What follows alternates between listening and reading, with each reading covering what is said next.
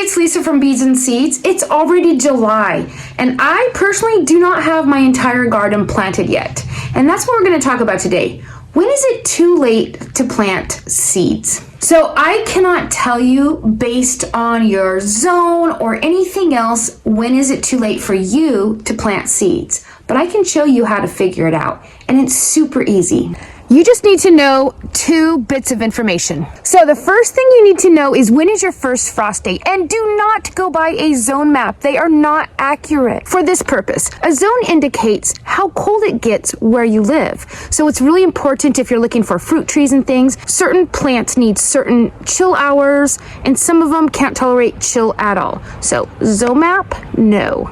You need to go by your zip code. A zone map is just far too broad to consider your specific microclimate. Most parts of the United States have at least till the end of September before their first frost hits. Let's figure out when your first frost date is. The very first thing you're going to do is search first frost by zip code. The first website that comes up is the Almanac. Go ahead and use that one. The website gives you this little box to put your zip code in. Put your zip code in there and it will bring up your first anticipated frost date. So for me, my first fall frost is November 14th. All right, now that you know your first frost date, write it down because that date is important.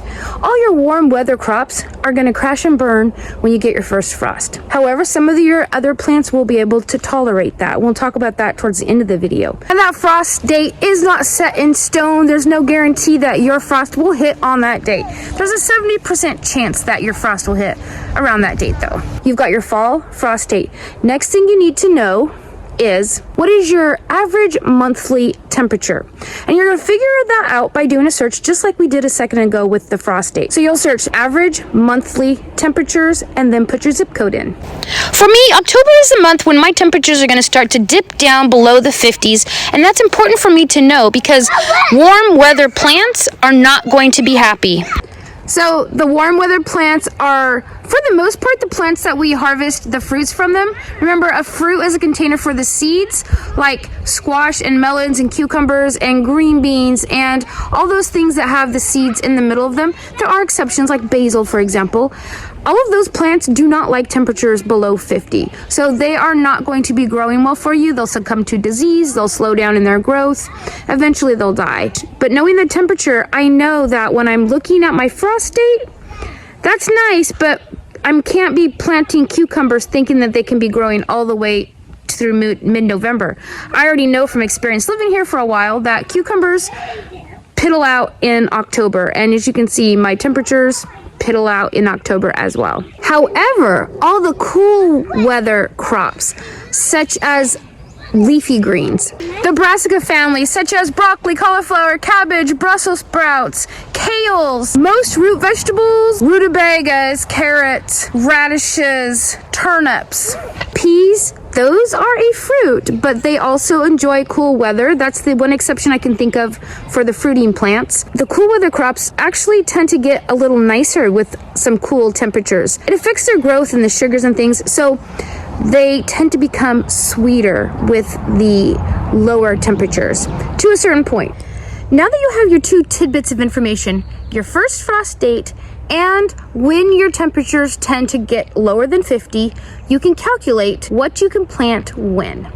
So you will need a calendar or a planner, and you're going to find your own first frost date, which mine is the 14th. Circle that number. Then I'm going to start numbering backwards per week. So 1 week before, I have 7 days before frost.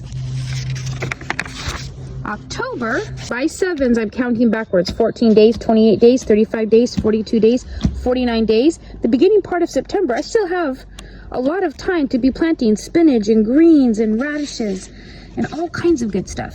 October is also the month where my lows are likely to go below 50.